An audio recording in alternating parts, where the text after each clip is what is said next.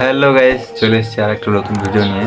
তো আপনাদেরকে দেখাবো আমি যে কি করে আপনারা হোয়াটসঅ্যাপের মাধ্যমে যে আপনার মোবাইলে যে কোনো ডাটা অন্য কাউকে দেখাবেন কি করে সেটা দেখাবো। তো ভিডিওর মধ্যে থাকুন, আপনাকে দেখাচ্ছি, আমি করে দেখাচ্ছি এবং দেখুন এই ভিডিওটা। তো গাইস, চলে এলাম হোয়াটসঅ্যাপে আসার পর আপনাদেরকে দেখাচ্ছি একটা ভিডিও কল করে, যে আমার বন্ধু আছে আমার সামনেই, আমিও তাকে ভিডিও কলটা করে দেখাচ্ছি।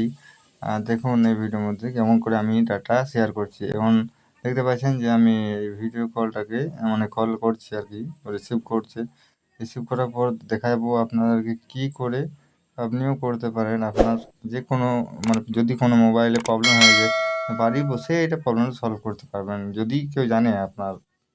তো এবার দেখাচ্ছি যে কী করে আপনি স্ক্রিনটা শেয়ার করবেন।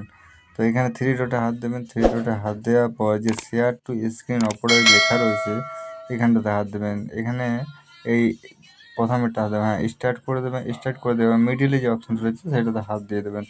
তাহলে কী হবে, আপনার যে ডাটাটা মানে শেয়ার মানে দেখাবেন আর কি মোবাইলটা, সেটা কিন্তু সে দেখতে পাবে। তো মিডিলেটা আমি হাত দিলাম, তখন একটু ডিস্টার্ব হয়ে গেছিলো, আমি কেটে দিলাম ডাইরেক্টলি, ঠিক আছে। তারপর দেখুন আমার ভিডিও কলও চলছে, অপর দিকে দেখুন ভিডিও কল চলছে, প্লাস আপনাদেরকে যে দেখাচ্ছি স্ক্রিনটা দেখতে পাচ্ছে সে।